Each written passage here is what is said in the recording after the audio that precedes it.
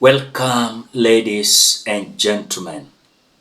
Things are not good with Mama Samia Suluhu, as several bodies in Africa has declared her victory null and void. At the same time, the African Union Observer's mission on the just concluded and disputed elections in Tanzania reveals how the elections were manipulated into a resounding Samia Suluhu victory. The Observer's report indicates cases of ballot stuffing, internet blackouts, and abductions, and how they compromised the integrity of the elections. Naapa kwamba nitakuwa mwaminifu kwa Jamhuri ya Muungano wa Tanzania. Nitaihifadhi, nitailinda na kuitetea. The dust is settling on Tanzania's controversial election that handed President Samia Suluhu her first elected term. The elections, which also handed the ruling party CCM the majority in parliament, continue to draw criticism over the manner in which it was conducted. The latest report from one of the observer missions, the Africa Union, paints a damning picture of the environment during and after election day. The observers say the election failed to comply with the AU's principles and standards for democratic elections. The AU observers noted that there was voter apathy in most polling stations across the country, and even then, the few voters were allowed to vote without identifying themselves. The mission also noted that in polling stations where only presidential ballot boxes were set up, there were instances of ballot stuffing where voters were issued with multiple ballots to vote, compromising the election's integrity. The mission faulted the Tanzanian government for the internet shutdown and restriction of media freedom during the voting, counting and tallying of the votes. Indeed, during the counting, the mission noted that ballot counts did not tally. The preliminary report from the AU mission mirrors the scathing one from the Southern African Development Community, which also flagged incidents of stuffed ballots and low voter turnout, factors that contributed to the elections falling short of the requirements of the SADC principles and guidelines governing democratic elections. The AU has also determined that the elections did not comply with the AU principles and international obligations and standards for democratic elections. Similar sentiments have been echoed by the human rights defenders of Tanzania and the Tanganyika Law Society, who pointed out the killings of civilians, destruction of property, internet shutdown, arrests and beatings are some of the issues that characterize the elections, and called for the immediate stop to police brutality and arbitrary arrests. Brenda Wanga, Citizen TV. We had even Tanzanians storming the International Criminal Court, demanding justice. What Samia has done in Tanzania is simply criminal and against humanity. As per what we are being told, is that African Union has decided to distance themselves from the Tanzanian general election, as they declare that the Tanzanian presidential election was not free and fair. I've seen also SADC, the body that also Tanzania is in, has declared that if they were not kicked out, they were forced to delete photos and videos. And even they saw with their two eyes that the election of Tanzania was not free and fair. The voter turnout was low. Some were given 10 to 20 ballots. And of course, this made Samia Suluhu to got 31 million votes. Ladies and gentlemen, for more updates, subscribe to this channel, like, comment, and share this video. Thank you so much for that.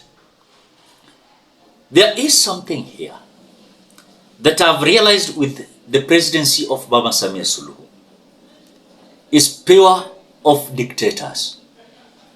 If it is not police, it is military. If it is not military, it is Samia herself.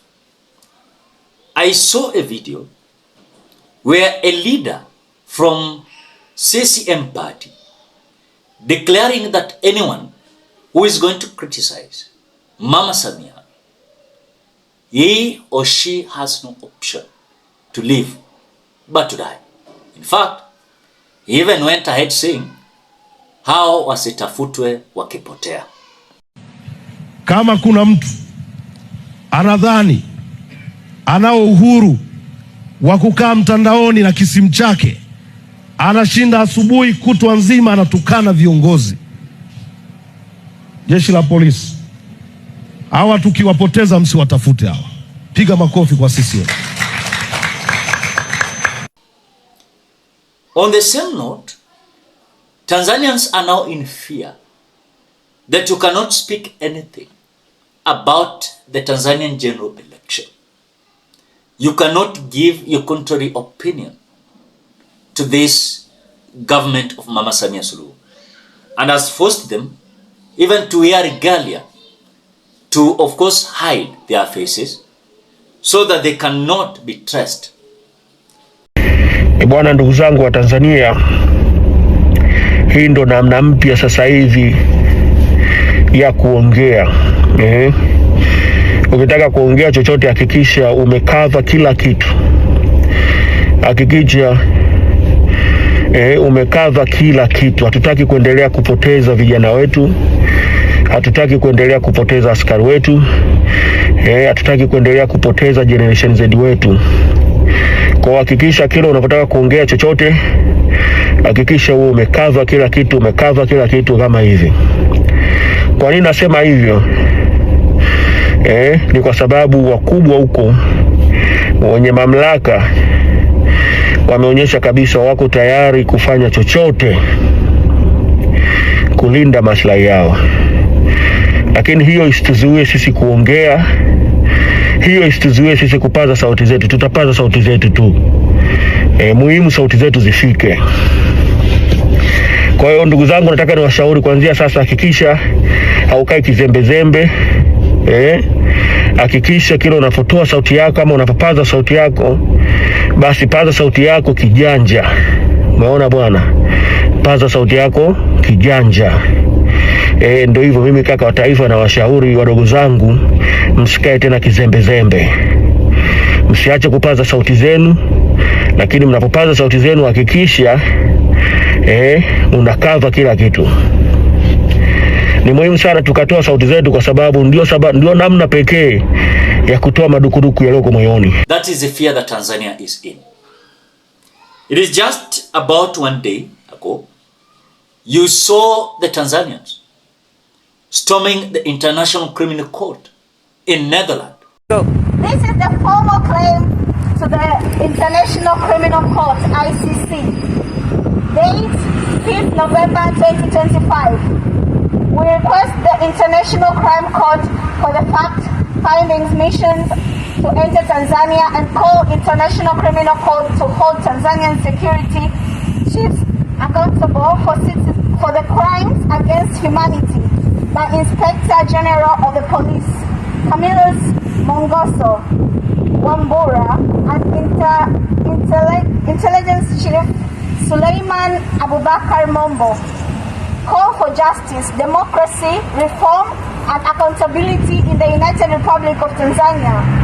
To the Office of the Prosecutor, International Criminal Court, ICC, The Hague, Netherlands. From concerned citizens and human rights defenders of the United Republic of Tanzania. State of claim. We undersigned citizens of Tanzanians and advocates for democracy and justice hereby submit this claim to the International Criminal Court to draw urgent attention to ongoing violence of fundamental rights and democracy principles in our country. Over recent years, Tanzanians have continued to experience systematic suppression of political freedoms, unlawful arrest and violence against opposition members and activists. These actions represent not only a violation of national law, but also a breach of international human rights, standing to which Tanzania is a party. Our demands: a new people-driven constitution. We demand the immediate restoration and completion of the constitutional reform process to ensure a free, justice, and accountable government presenting the will of the people. Protecting the democracy, we call for the restoration and strengthening of democratic institutions and practice in Tanzania. Freedom of expression, and we demand an end of censorship, harassment, and prosecution of journalists, activists, and politics figures experiencing their rights to freedom of speech. Free and fair elections. We argue for the transparent and credible elections under the independent oversight to guarantee the true violence of the Tanzanian people, justice for the lost lives. We call upon the ICC and the international community to investigate and hold accountable all those responsible for awful killings, disappearance, and political violence. Release of political persons.